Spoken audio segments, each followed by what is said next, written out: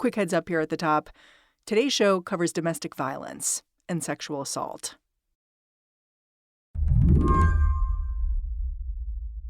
When I asked NPR's Sidney Madden for one detail, one story to explain hip-hop mogul Sean Diddy Combs' cultural dominance, she knew exactly where to start, with Diddy's infamous white parties. These parties were major affairs, held in the mogul's home in the Hamptons each summer. There's lots of music, lots of booze. They were over the top. One year, when the party was on July 4th, Diddy arrived with an original copy of the Declaration of Independence, along with a couple of bodyguards to keep it safe. Yeah, he did. Yeah. There's photos of it with models and football team owners and tech millionaires and rappers all schmoozing in the same place in his white parties in the early 2000s, which were legendary. But like, this is the level of money, connections, power, and impact that he's had for a really long time.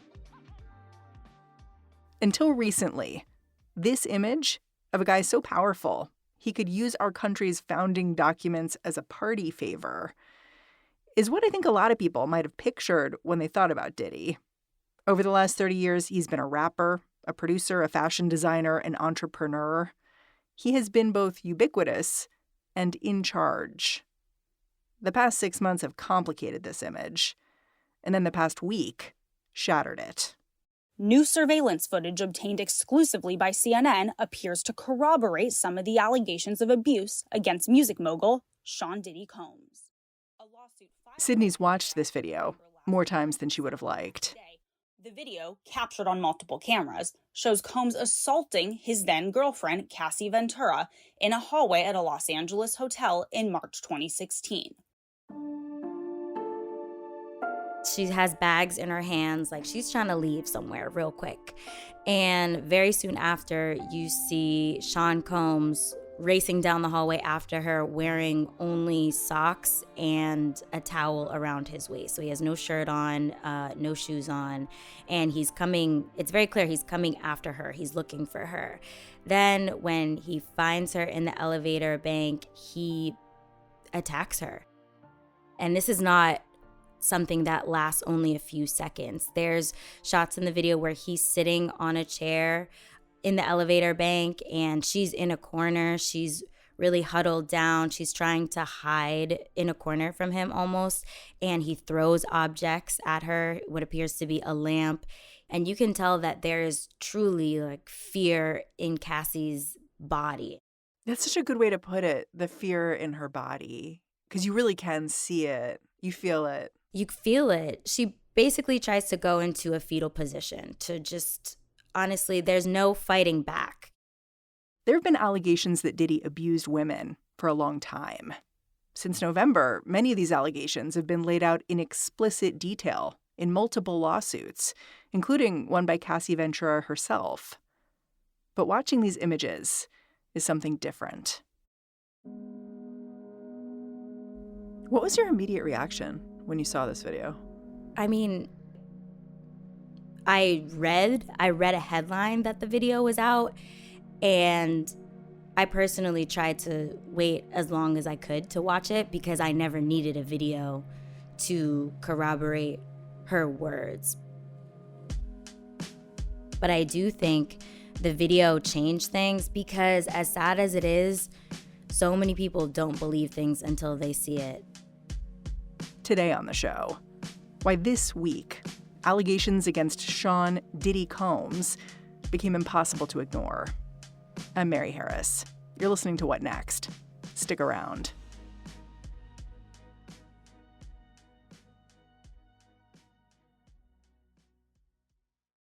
This episode is brought to you by Discover. When it comes to your finances, Discover wants you to know they are the credit card that is always there for you. With 24/7 U.S.-based live customer service, everyone has the option to talk to a real person anytime, day or night. Yep, that means no more waiting for, quote, normal business hours just to get a hold of someone. We are talking real service from real people whenever you need it. Get the customer service you deserve with Discover. Limitations apply. See terms at discover.com/creditcard. This episode is brought to you by Discover. When it comes to your finances, Discover wants you to know they are the credit card that is always there for you. With 24/7 U.S.-based live customer service, everyone has the option to talk to a real person anytime, day or night. Yep, that means no more waiting for, quote, normal business hours just to get a hold of someone. We are talking real service from real people whenever you need it. Get the customer service you deserve with Discover. Limitations apply. See terms at discover.com/creditcard. Sean Combs has been a key figure in the hip hop and music industry for decades. Can you just explain how he got there? Like, how did he rise to fame?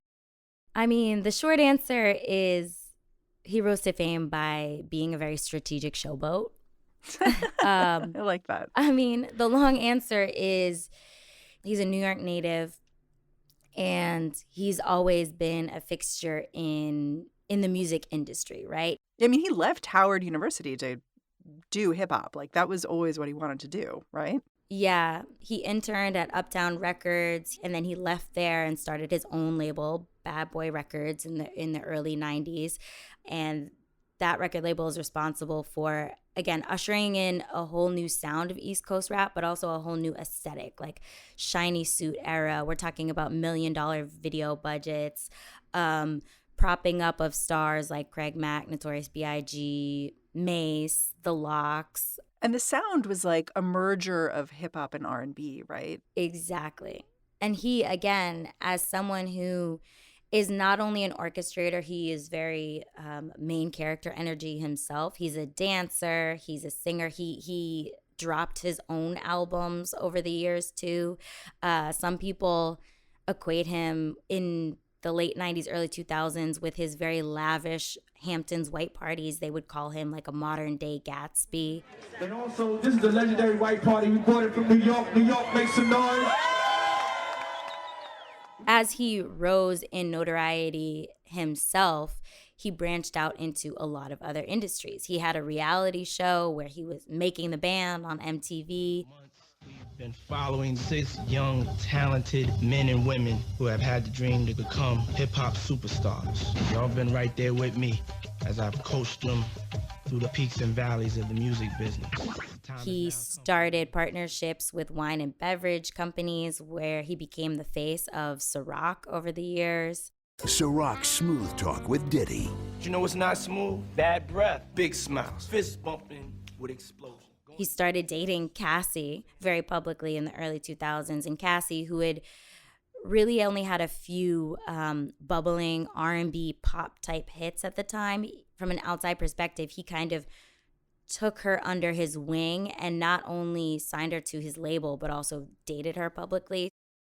It seems to me like Sean Combs' career was bumping along fine until November of last year. Yeah, I mean, if we turn back the hands of time, even just a couple of years, he received a Lifetime Achievement Award at the BET Awards in 2022, and he had this, big career-arching performance in this medley. And he even thanked Cassie in his acceptance speech. Now, him and Cassie weren't even together at the time. They reportedly broke up in 2019 for good. But he looked directly to camera and he thanked her, quote, for the dark times, for staying with him through the dark times. Yeah, and also Cassie for holding me down in the dark times. Love. And now it's one of those things that you look back with hindsight and thinking about the details of what those dark times really were, not only for him, but especially for her, right? The dark times came to light in November when Cassie filed a lawsuit against Combs. It was under the New York Adult Survivors Act, which created a 1-year window for survivors of abuse to file civil suits for accusations that were beyond the statute of limitations. Her lawsuit laid out decades of alleged abuse, including sex trafficking and sexual assault. It was honestly a bombshell in the music media space and the pop cultural space. because it shed an entire new light on what their very public and, seemingly happy relationship had been for all those years, for, like I was saying, close to a decade. And it was a waterfall of accusations. Some of the details in the lawsuit include that he took charge of all of her finances and attempted to cut off any family members or friends that he did not approve of. There's obviously details of that Intercontinental Hotel attack in 2016 that is in the surveillance video.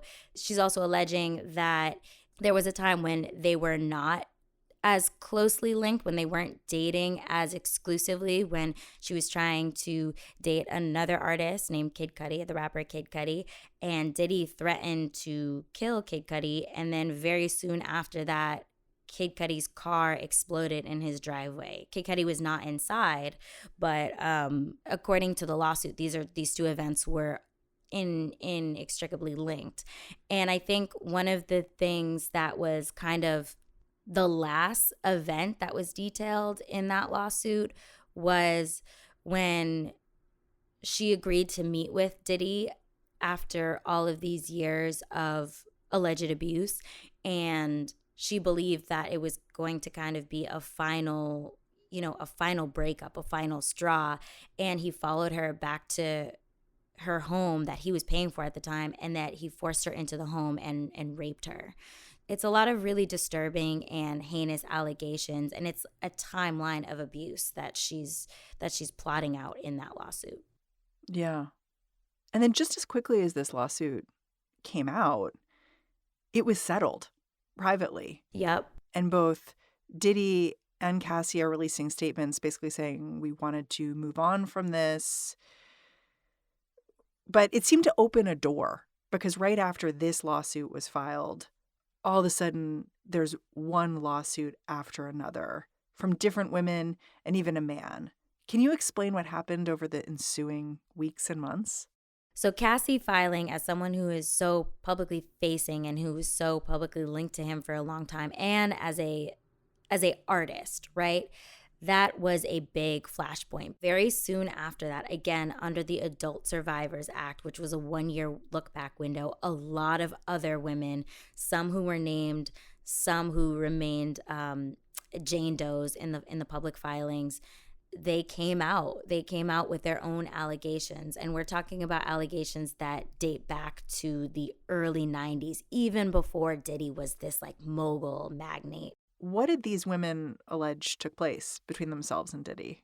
One woman came forward and she filed the same month as Cassie, and she alleged that it was not only Combs, but also the R&B singer Aaron Hall, that they allegedly assaulted her and her friend during a recording session back in the early 90s. And then after she confronted him about the assault a couple days later, he beat her and told her, "No one will ever believe you." And he threatened her life if she ever came forward. And then another woman who was 19 years old at the time, the woman's name is Joy Dickerson. She claims that in another lawsuit that he drugged her and had sex with her while she was unconscious, and videotaped the altercation, and then a few days later showed her the videotape and said, if you ever speak out about this, I'm going to release this tape. So again, these are just moments of not only assault and theft of agency, but like extreme abuses of power, even in the aftermath. Yeah. I mean, you've pointed out one lawsuit in particular, the lawsuit from Rodney Jones, known as Lil Rod, as especially important. This was filed in February because it wasn't just about Sean Combs. It was about the whole universe around Sean Combs. Can you explain? Absolutely. I mean, Rodney Lil Rod Jones, who was a record producer on Diddy's last album, his latest album, which is called the Love Album, which was Grammy nominated this year, by the way. Lil Rod talks about how Diddy allegedly coerced him into sexual interactions with sex workers, how he tried to forcibly touch Lil Rod himself, how he tried to kind of pacify his concerns about the unwanted touching by saying, oh yeah, saying these other artists in the industry, these other male artists that Diddy has worked with have also engaged in sexual play, and it's no big deal.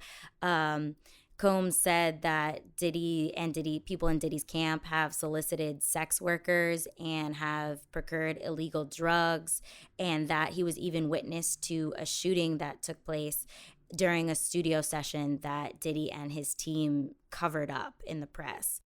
And then in March of this year, federal agents with the Department of Homeland Security raided multiple homes owned by Sean Combs as part of an investigation that I don't think we know a lot about, but what do we know? Yeah, there's not a lot of open information around that investigation, but what we do know is he is the subject of all these ongoing civil suits, and there have been criminal activities alleged within the civil suits. So he is the subject of a criminal investigation as a consequence of a lot of the allegations in the civil suits. Diddy has publicly denied all the allegations against him until last week, right? That's when that video came out showing exactly what happened between him and Cassie. Yes. So before this surveillance video of him attacking Cassie came out, he vehemently denied everything. He has spoken through his legal representatives who said this is a malicious attack and these are cash grabs. He's posted on his Instagram about how enough is enough. I will defend myself and my family's legacy. Time will tell all. The truth will come out. Combs sounded pretty different in the last few days, releasing an apology on Instagram, seeming to admit to violations he'd previously denied. I was fucked up. I mean, I hit rock bottom. But I made no excuses. My behavior on that video... Apologizing for the attack in the video and admitting that it is him in the video who's delivering those blows to Cassie in the hallway of the hotel. I take full responsibility for my actions in that video. I'm disgusted. I was disgusted then when I did it. I'm disgusted now. That's a very telling development in where this is all going. We'll be back after a quick break.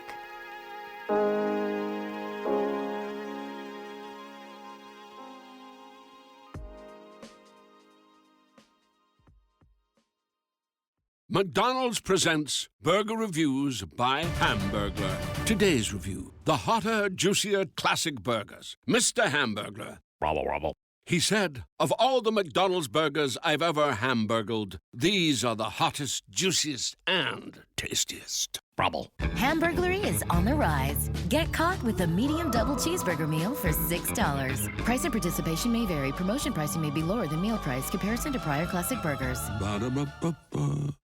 In France, in the 13th century, a teenager ascends the throne. He seems calm, collected, and as it happens, drop-dead gorgeous. But looks can be deceiving, and no one is ready for the death, destruction, and chaos that lie ahead. Step inside the reign of one of the Middle Ages' most cold-blooded rulers on This Is History Presents The Iron King, available wherever you get your podcasts.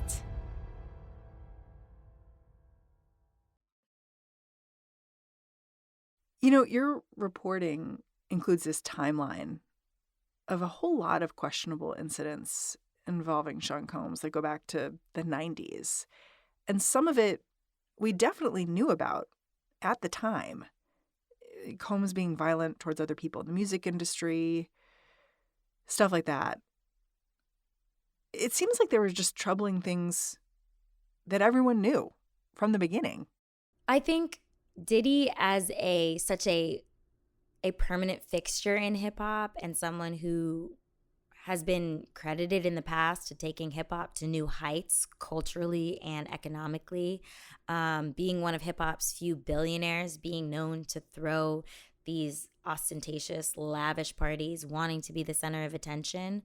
It was always a descriptor of his character to be aggressive. There's even a video clip that circulated a few years ago where he's on the phone and he's closing a deal with somebody, and he's been able to secure the deal on his terms. And in celebration of that, he hangs up the phone and throws everything off his desk and starts screaming like, yes, I am the one. I'm hungry. I can do anything, right?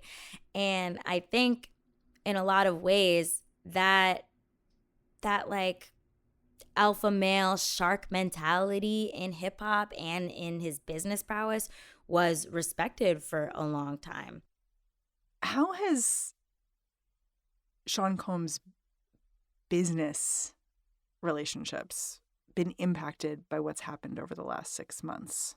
He has stepped down as the chairman of Revolt TV, which was his media company that he started. A lot of small businesses that were going to work with him in a Black-owned marketplace that he was putting together have ended their contracts and chosen not to work with him. Diageo, which is a wine and spirits company that he worked with for a very long time, they parted ways with him. There was even a Hulu reality show in the works, reportedly with him and his family, and that got axed in the midst of all of this fallout.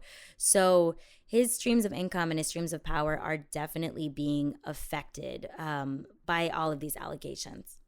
Does it seem like Diddy is facing more consequences and faster than other people who've been accused? Like, I compare him to like R. Kelly, Russell Simmons, people who've had accusations lobbed at them that are really awful. And I just wonder how the reaction now compares. Yeah. Well, even someone like an artist like R. Kelly, who is an R&B singer and who had allegations lodged against him for a very long time, it really wasn't until he was kind of an artist of yesteryear that a lot of these allegations concerted together started to be taken seriously. But Diddy got a Lifetime Achievement Award in 2022. He received the key to New York City in 2023. He dropped an album in 2023 that was Grammy nominated. Even though he might not have been the Sean Diddy Combs, the Puff Daddy that some of us grew up with and knew the names of, he's still very much a public and present popular figure in hip hop. That's one thing. I also think that in the wake of allegations against people like Russell Simmons, people like L.A. Reid, people like R. Kelly, the conversations around how hip hop has been able to sidestep in the Me Too movement have just become louder and louder and become more fervent and have become more communal. And a lot more people have felt challenged to look at their own complicity in that, you know? Because a lot of people came out to defend R. Kelly for a long time. For a very long time, and still play his music and still advocate for him beyond streaming services. But I do think we're in the midst of a cultural sea change, and the hip hop industry has been able to evade an industry-wide Me Too reckoning for such a long time. And we unpack this double standard a lot on our podcast, Louder Than a Riot. We talk to people like Tarana Burke, who coined the term Me Too. We talk to Moya Bailey, who coined the term misogynoir, which is the compounded racist sexism against Black women in society. And they basically said in the U.S., the judicial system and the carceral state being such a punitive force against Black people, namely Black men, that makes a distinct communal protection. It forces the community into a defensive crouch. Exactly. Thank you. And Black men have very few outlets to let their voices be heard with authority. And then hip hop was seen as one of those outlets, one of those spaces. And what we reported out is that hip hop as a liberatory art has come to replicate a lot of what it's been designed to try and get free from. And in the midst of that switch, the loyalty to the Black man and his vessel of liberation, i.e. hip hop, R&B music, it's even to the detriment of Black women, even to the cost of our own mortality in some cases. But with people like Cassie, again, who is such a public figure and such a fixture and had a very public relationship with Diddy for so long, to come out and track this timeline of abuse that she survived. It was a very like bellwether of how this conversation is changing around having that reckoning in this space. I agree with you that things are changing right now, but I guess I have questions about how much they're changing. And I say that because we've laid out this pattern in this conversation that, you know, there were serious allegations against Diddy for years, just like there have been serious allegations against all kinds of men for years that don't get acted on, right? And I don't know if that pattern is going away. Like, just in the last few weeks, you know, we've watched this beef play out between Kendrick Lamar and Drake. And both of those men are lobbing pretty awful lyrics back and forth. Kendrick claiming Drake is into underage girls, Drake claiming Kendrick is abusing his partner. But even though this is all in the open, it's still entertainment, you know? It's not a lawsuit. It's not resulting in anyone facing real consequences at this time. And so that's where I get stuck. And I'm like, how deep will this reckoning go? I think the Kendrick Lamar and Drake beef is an example of exactly what you're saying. If these allegations are only going to be lodged when it has to do with bruising someone's ego and not being considered in care of any of the alleged victims, it is going to just remain something for the peanut gallery. It is going to remain a fodder for comedy. But I think the fact that people are even recognizing the amount of hypocrisy in their bars and accusing each other of these indiscretions, it shows that more of us are speaking up and speaking out about abuse and like not to let it fall by the wayside, not to let it go away.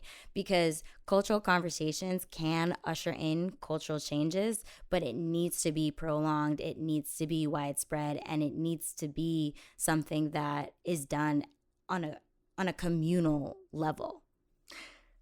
Just before we got on the line, the New York Post reported another lawsuit being lodged against Diddy, a model saying she was drugged, raped. How many more of these kinds of allegations do you think are out there? I mean, there could be zero more, or the limit could not exist. I mean, he's been a very powerful figure in the music space, in the fashion space, wine and spirits, media. He's been a magnate for a very long time. So that means he's probably encountered thousands or hundreds of thousands of people, and any one of those encounters could be an opportunity for harm. So I couldn't say.